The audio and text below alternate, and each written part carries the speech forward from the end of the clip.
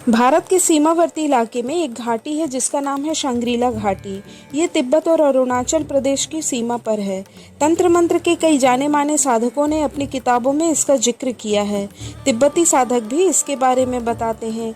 जाने माने तंत्र साहित्य लेखक और विद्वान अरुण कुमार शर्मा ने भी अपनी किताब तिब्बत की वह रहस्यमयी घाटी में इस जगह का विस्तार से वर्णन किया है। उनके अनुसार दुनिया में कुछ ऐसी जगह है जो भूहीनता और वायु शून्यता वाली होती है। ऐसी जगह पे मैग्नेटिक फील्ड भी ज्यादा होता है। ये जगहें वायुमंडल के चौथे आयाम से प्रभावित होती हैं।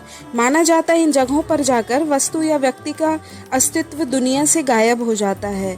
ऐसी ही जगहों के रूप में इस शंग्रीला घाटी का भी नाम आता है। शंग्रीला घाटी को बरमुडा ट्रायंगल की तरह बताया जाता है।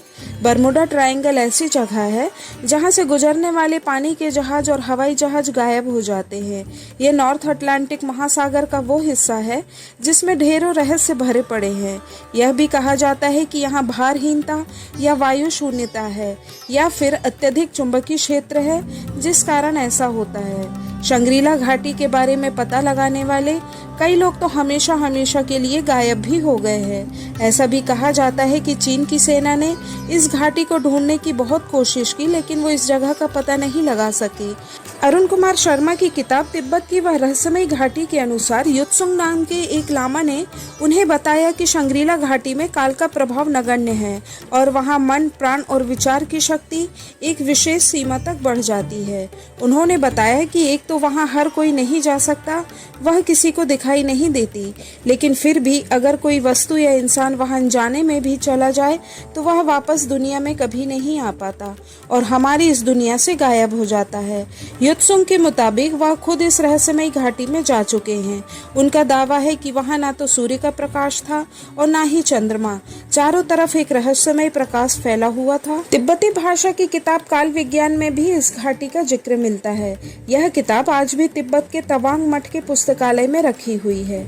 इस घाटी को सिद्धाश्रम भी कहते हैं, जिसका जिक्र महाभारत से लेकर वाल्मीकि रामायण और वेदों में भी मिलता है।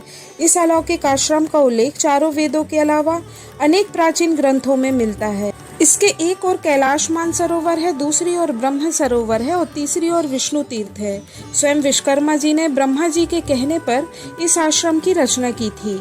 यह भी मान्यता है कि राम, कृष्ण, बुद्ध, शंकराचार्य और मां आनंदमयी आदि दैवीय विभूतियां सिद्धाश्रम में अपने शरीर सहित विद्यमान हैं। इस आश्रम को ज्ञानगंज के नाम से भी जाना जाता है। सिद्धाश्रम या शंग्रीला घाटी के बारे में यह भी माना जाता है कि इस ब्रह्मांड में अपने दिव्य कार्यों को निभाते हुए आध्यात्मिक रूप से सशक्त योगी सिद्धाश्रम के संपर्क में रहते हैं और वह नियमित रूप से यहाँ आते हैं। प्राचीन धर्म ग्रंथों के अनुसार वही योगी, साधु और संत इस स्थान पर जा सकते हैं जिन्होंने अपना जीवन धार्मिक और आध्यात्मिक क्षेत्र में लगाया हो। वे यहाँ आकर दिव्य ज्ञान, ध्यान और योग की विद्याएं सीखते हैं और उसका प्रचार प्रसार करने के लिए वे हमारी इस धरती पर आ सकते हैं और यहाँ से वापस भी जा सकते हैं। लेकिन एक आम मनुष्य के लिए यह सब करना संभव नहीं है। स्वामी विशुद्धानंद परमहंस ने सबसे पहले सार्वजनिक रूप से इस स्थान की बात की थी। उन्हें बचपन में उनके गुरु कुछ समय के लिए वहाँ ले गए थे।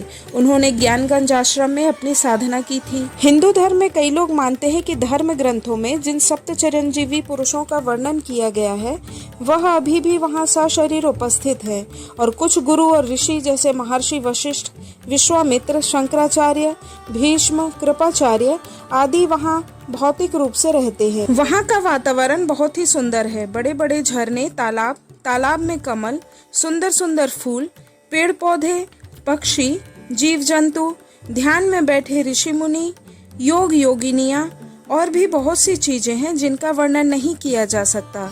शंग्रीला घाटी के बारे में यह भी कहा जाता है कि यहाँ इंसान की आयु थम जाती है क्योंकि ये स्थान काल से परे है। यहाँ वायु शून्यता है। अगर कोई यहाँ 25 की उम्र में प्रवेश करता है तो लंबे समय तक उसी अवस्था में रह सकता है। इस घाटी के बारे में और जानने के लिए काल विज्ञान नामक किताब बढ़िया ऑप्शन है, जो कि तिब्बत के तवांग मठ के पुस्तकालय में रखी हुई है। इस पुस्तक के अनुसार हमारी दुनिया त्रिआयामी है और यह त्रिआयामी दुनिया एक निश्चित स्थान समय तथा तरीके से काम करती है। इसका मतलब यह है कि अगर आप वहां जाकर रहते हैं तो आपकी आयु बहुत ही धीमी गति से बढ़ती है। आप इस उम्र में जितने साल चाहे जी सकते हैं। संग्रीला घाटी में प्राण, मन और विचारों की शक्ति एक स्तर तक बढ़ जाती है। इसे हम आध्यात्मिक शक्ति का केंद्र कह सकते हैं। एक प्रसिद्ध वैज्ञानिक स्टीफन हॉकिंग ने एक बार अपने व्याख्यान में बताया था कि हमारी दुनिया 3 आयामों वाली है, जिसमें लंबाई, चौड़ाई और ऊंचाई पाई जाती है, परंतु और भी आयाम वाली दुनिया इस ब्रह्मांड में मौजूद है। यह आयाम 11 तक भी हो सकते हैं। शंग्रीला घाटी को चौथे आयाम या 4 डायमेंशनल वाली दुनिया माना जाता है। इन अलग अलग आयामों वाली दुनिया को ही पैरेलल यूनिवर्स भी कहा जाता है।